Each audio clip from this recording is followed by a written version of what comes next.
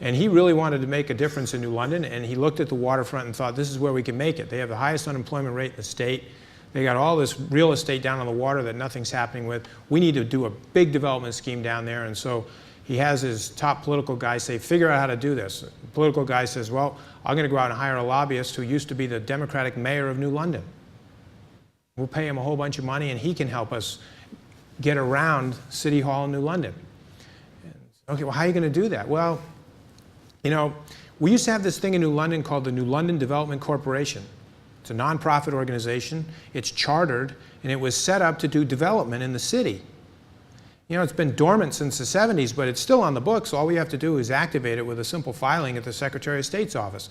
And then we can use that vehicle to do your development scheme, and we can cut the Democratic City Hall right out of the picture. Oh, I like that. But who are we going to get to run this thing? Well, that's where Claire comes in. We got this person down here, the president of the college. She's making things happen. She can do it. She'd be perfect. Governor, chief of staff meets with her, comes back and tells the governor, I love these words, I want that woman. She gets the job. So now she's the president of the college, and she's the president of the New London Development Corporation. This is someone who's never developed a garage, who's now going to be handed the purse from the governor's office to do a wholesale waterfront redevelopment in an urban area. She's smart, though, and she says, you know, if we're going to do this, we're going to do it big. And I don't know how to do this, but I know the people who do know how to do this. And she picks up the phone and she calls the president of Pfizer. Now, why does she call that guy? Well, for two reasons. Number one, Pfizer at the time had its big research facility across the river from New London in a town called Groton, and it was no secret that they'd outgrown the space. And they were actually looking all over the world for a new headquarters. That was common knowledge. She knows the guy personally because he's on the board at Connecticut College. See what I mean about these connections? I mean, Claire knows everybody. So she can actually just pick the phone up at her house and call his house at 7 o'clock in the evening and get him on the phone and get a meeting a couple mornings later in his office at 7 o'clock. What do you want to talk about? Well, I want to talk about this new thing I'm doing. And she explains it. She says, we need someone like you, a corporate guy, Fortune 500 company that knows how to, what would it take to attract a company like you to New London? We have a 24-acre piece of property right on the water. It used to be a linoleum factory. It's totally polluted and contaminated, oil in the ground, all kinds of stuff. That's where we're going to start. We need to put a big company there, and then it'll get a lot easier to just start going from there. It's like doing a mall and starting with Macy's. You get them on board, and then you get everybody else to come in. Will you, would Pfizer be in? No, Pfizer's not interested. Okay, well, you know, that's okay. So she throws him the wiffle ball. He doesn't swing. Well, here's, you know, what I really like is, would you join our board? Well, no, I won't. And what he didn't tell her, but it's important to the story of Little Pink House, is not only was he on the fast track to build the global headquarters for Pfizer, but he's in charge of R&D, and Pfizer's just found this drug that nobody knows about yet, but the whole world is going to know about it because it helps men with impotency. And they've just filed their application with the FDA. It's a fast track application. And guess who's in charge of it? The guy she's sitting across the room from. He's got a lot on his plate right now, and joining some local nonprofit kind of development, whatever that thing is, I don't have time for that. She says, listen, I don't have time for it either. I'm busy too. And so are all the other board people. We're all busy. And I love these words. But we're the kind of people who can do this.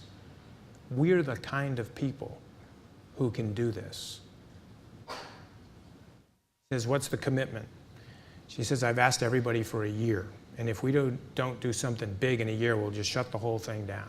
He said, I'll give you 6 months. He comes to the first board meeting, and that's the night they nominate officers, and he gets nominated to chair the Real Estate Acquisition Committee that night. So she takes him over to the 24-acre lot to show him where they're going to get started, and when he looks at it, he says, whoa, we got a real problem here. First of all, this place smells like a toilet bowl.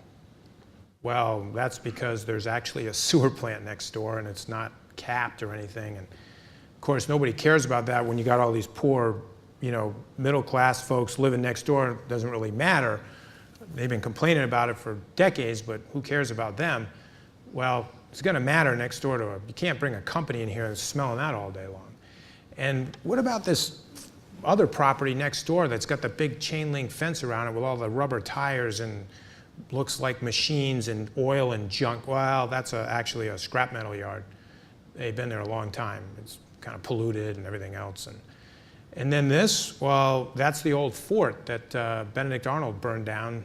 Kind of looks like no one's done anything with it since. And it's just sitting there, this big, ugly, gray edifice.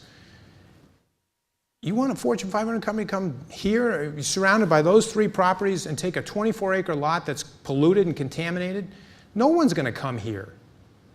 And Claire's genius is, well, what if the governor was willing to pay all the cost to decontaminate the site? In other words, truck all that soil out of here and bring in truckload after truckload of new soil, completely clean it up, and then give it to you for $1.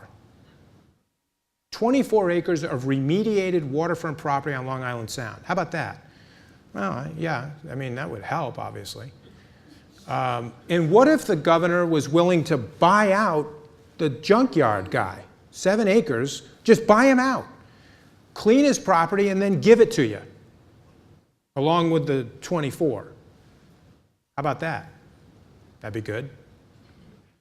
And, what if you took the fort and completely renovated it and turned it into a tourist site, a state park with public parking and waterfront access, and the state paid for that? That would help. And then the sewer thing. Well, what if we just modernized it like most sewers, and we put caps on it and took care of the odor and made it look nice and dressed it up, and away goes the odor? What if we did all that?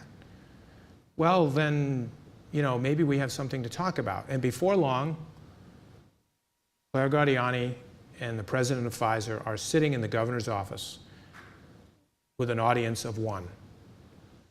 And they make their pitch, and the governor makes his pitch, and confidential memos are exchanged, and then there's this terrific memo.